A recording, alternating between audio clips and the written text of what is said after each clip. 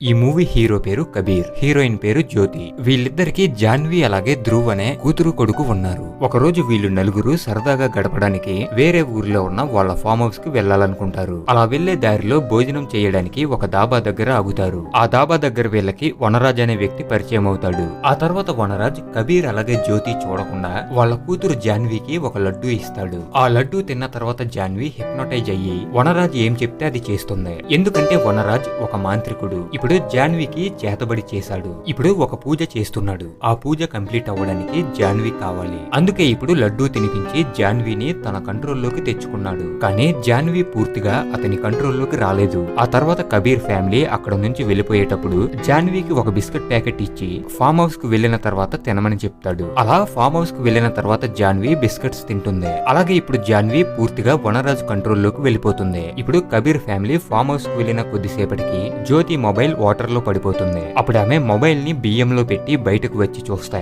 ఆ ఇంటి బయట వనరాజ్ ఉంటాడు. ఇక్కడికి ఎందుకు వచ్చావని కబీర్ అడిగితే మా అమ్మాయికి కాల్ చేయాలి, కానీ నా మొబైల్లో ఛార్జ్ లేదు. అదే టైంలో ఈ ఇంటి దగ్గర మీరు కనిపిస్తే ఇక్కడికి వచ్చానని చెప్తాడు. అప్పుడు కబీర్ అతనికి మొబైల్ ఛార్జర్ ఇస్తాడు. అలా కొద్దిసేపటి తర్వాత వనరాజ్ జాన్వితో మాట్లాడుతుంటే అప్పుడు జాన్వి వాళ్ళ తమ్ముడు వచ్చి ఆడుకోవడానికి రమ్మంటే అప్పుడు వనరాజ్ జాన్వితో ఇలా అంటాడు, మీ తమ్ముడు ఎప్పుడైనా సరే ఆడుకోవడానికి భయపడేలా చెయ్యని చెప్తాడు. అలా కొద్దిసేపటి తర్వాత జాన్వి వాళ్ళ తమ్ముడు అరుస్తున్న సౌండ్ వినిపిస్తుంది. అప్పుడు కబీర్ అలాగే జ్యోతి బయటకు వచ్చి చూస్తే జాన్వి వాళ్ళ తమ్ముడు ఉన్న ఉయ్యాలని స్పీడ్ గా ఊపుతుంది. వెంటనే కబీర్ అక్కడికి వచ్చి ఉయ్యాలని ఆపుతాడు. కానీ ఇదంతా ఎలా జరిగిందనేది జాన్వికి అర్థం అవ్వట్లేదు. ఆ రోజు రాత్రి జ్యోతి ఎందుకు ఎలా చేసావని జాన్విని అడిగితే అలాగే అతను చెప్పినవన్నీ నేను చేస్తున్నట్టు అనిపిస్తుందని చెప్తుంది. అప్పుడు వెంటనే వనరాజ్ మీ అమ్మాయి నిజమే చెప్తుందని అంటాడు. అలాగే ఇప్పుడు మీకు డెమో చూపిస్తానని నీ బాయ్ ఫ్రెండ్ కి కాల్ చేసి అతనికి బ్రేకప్ చెప్పి అతని మొబైల్ నెంబర్ ని బ్లాక్ చేయని చెప్తే జాన్వి అదే విధంగా చేస్తుంది. అప్పుడు వెంటనే కబీర్ వనరాజ్ ని అక్కడ నుంచి వెళ్ళిపోమని చెప్తాడు. ఇప్పుడు మీ నాన్నను అడ్డుకో అని వనరాజ్ జాన్వితో చెప్తే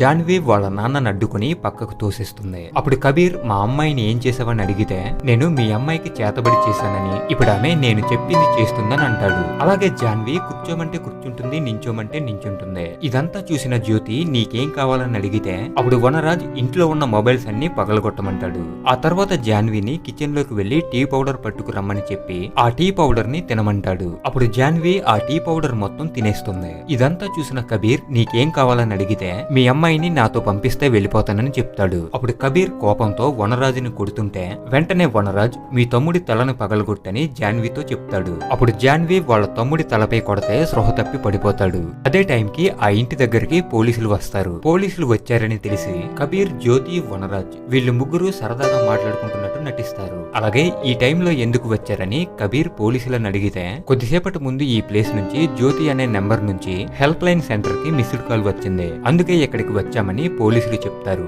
జ్యోతి బియ్యంలో ఒక మొబైల్ పెట్టింది కదా, ఆ మొబైల్ తోనే పోలీసులకి కాల్ చేసింది. ఇక్కడ ఎటువంటి ప్రాబ్లం లేదని హెల్ప్ లైన్ నెంబర్ కి మా అబ్బాయి కాల్ చేసి ఉంటాడని జ్యోతి మొబైల్ పట్టుకు రావడానికి కిచెన్ లోకి వెళ్తుంది. గ్యాస్ సిలిండర్ పై కూర్చొని చేతిలో అగ్గిపెట్టి పట్టుకుని ఉంటుంది. ఎందుకంటే కబీర్ అలాగే జ్యోతి పోలీసులకు నిజం చెప్తే ఆ ఇల్లు మొత్తం కాల్చేయమని వనరాజ్ జాన్వితో చెప్పాడు. అది చూసి భయపడిన జ్యోతి అక్కడ ఉన్న మొబైల్ తీసుకుని బయటకు వచ్చేస్తుంది. ఆ తర్వాత పోలీసులు అక్కడ నుంచి వెళ్లిపోతారు. ఇప్పుడు వనరాజ్ జాన్విని గ్యాస్ సిలిండర్ దగ్గర నుంచి బయటకు తీసుకొస్తాడు. ఈ ఇల్లు తీసుకుని మమ్మల్ని వదిలేయని కబీర్ అంటే అప్పుడు వనరాజ్ మీ దగ్గర ఉన్న డబ్బులు అలాగే విలువైన వస్తువులు ఇస్తే ఇక్కడ నుంచి వెళ్ళిపోతానని అంటాడు. అప్పుడు కబీర్ ఇంట్లో ఉన్న డబ్బులు అలాగే విలువైన వస్తువులు తెచ్చి ఇస్తే వనరాజ్ అక్కడ నుంచి వెళ్ళిపోతాడు. ఆ తర్వాత వీళ్ళు డోర్ క్లోజ్ చేసి లోపలికి వచ్చి చూస్తే వనరాజ్ లేకపోవడం వలన జాన్వి ఏం మాట్లాడదు. అప్పుడు వెంటనే వీళ్ళు వనరాజుని ఆపడానికి వెళ్తారు. కానీ వనరాజ్ అక్కడ నుంచి వెళ్లకుండా వీళ్ళిచ్చిన డబ్బుని కాల్చేసి మీరు నన్ను డబ్బుతో కొనలేరు, ఎందుకంటే నేను మనిషిని కాదు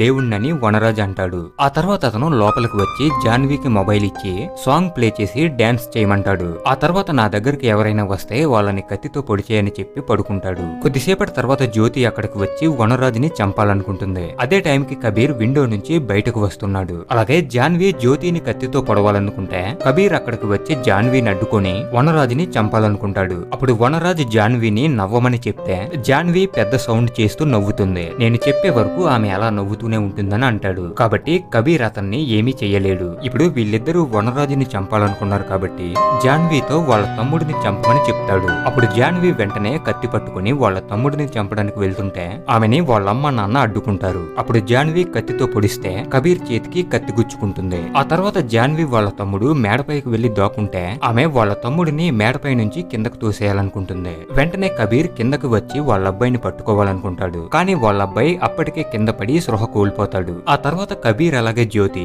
వాళ్ళ కూతురు జాన్విని వనరాజుకి ఇవ్వడానికి ఒప్పుకుంటారు. అప్పుడు వనరాజు జాన్విని తీసుకుని అడవిలోకి వెళ్లిపోతాడు. ఆ తర్వాత జ్యోతి వాళ్ళ అబ్బాయిని తీసుకుని హాస్పిటల్ కు వెళ్తే కబీర్ మాత్రం జాన్విని కాపాడడానికి అడవిలోకి వెళ్తాడు. వనరాజు జాన్విని తీసుకుని ఎక్కడికి వెళ్ళాడంటే అడవిలో ఉన్న ఒక పాత గుడికి తీసుకెళ్లాడు. అలాగే అక్కడ జాన్విలానే చాలా మంది అమ్మాయిలు ఉన్నారు. వీళ్ళందరినీ కూడా వనరాజు కొన్ని సంవత్సరాల నుంచి కంట్రోల్ చేస్తున్నాడు. మరోవైపు కబీర్ వాళ్ళ ఇంట్లో పనిచేసే వ్యక్తి దగ్గరికి వెళ్తాడు. ఎందుకంటే జ్యోతి వనరాజుని చంపడానికి ట్రై చేసినప్పుడు కబీర్ వనరాజు మొబైల్ నుంచి వాళ్ళ ఇంట్లో పనిచేసే వ్యక్తి మొబైల్ కి లైవ్ లొకేషన్ పంపించాడు. మరోవైపు వనరాజు పూజ చేసే బట్టలు వేసుకుని ఆ అమ్మాయిలందరినీ ఒక పెద్ద అగ్నిగుండం చుట్టూ నించోబెడతాడు. అలాగే అతని ముందు చేతబడి చేసిన కొన్ని నల్ల రంగు బొమ్మలు అలాగే ఒక రెడ్ కలర్ బొమ్మ ఉంటుంది. నల్ల రంగు బొమ్మలు ఆ అగ్నిగుండంలో వేస్తే ఆ అమ్మాయిలు అగ్నిగుండానికి దగ్గరగా రావాలి. అలాగే రెడ్ కలర్ బొమ్మని వేస్తే మీరందరూ కూడా అగ్నిగుండంలోకి దూకి చనిపోవాలని చెప్తాడు. ఇదంతా ఎందుకు చేస్తున్నాడంటే ఈ 108 అమ్మాయిలని ఈ విధంగా బలి ఇస్తే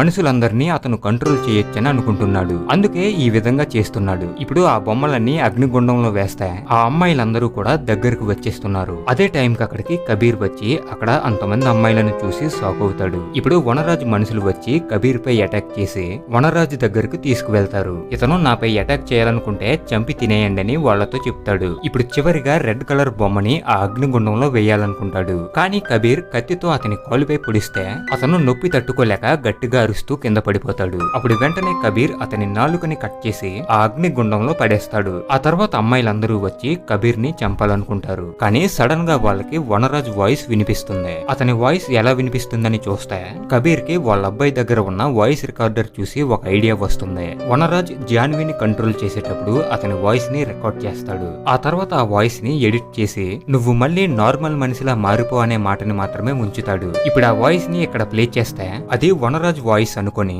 అక్కడ ఉన్న అమ్మాయిలందరూ కూడా మామూలు మనుషుల్లా మారిపోతారు. ఈ విధంగా కబీర్ వాళ్ళ అమ్మాయిని మాత్రమే కాకుండా చాలా మంది అమ్మాయిలను కాపాడాడు. ఇప్పుడు ఒక సంవత్సరం తర్వాత చూపిస్తారు. కబీర్ చనిపోయిన ఒక ఎలకని పట్టుకుని ఒక బంకర్ లోకి వెళ్తాడు. ఎందుకంటే కబీర్ వనరాజుని అక్కడ బంధించాడు. అలాగే అతను తినడానికి చనిపోయిన ఎలకల్ని మాత్రమే ఇస్తున్నాడు. ఇప్పుడు కూడా ఒక చనిపోయిన ఎలకని ఇచ్చి అక్కడ నుంచి వెళ్ళిపోతాడు. ఇలా ఇక్కడితో ఈ మూవీ కూడా అయిపోతుంది. And once again this is your filmy cafe channel. ఇప్పటి వరకు సబ్స్క్రైబ్ చేయకపోతే సబ్స్క్రైబ్ చేసి పక్కన ఉన్న బెల్ ఐకాన్ ని ఆన్ చేయండి. మరో కొత్త వీడియోలో మళ్ళీ కలుద్దాం.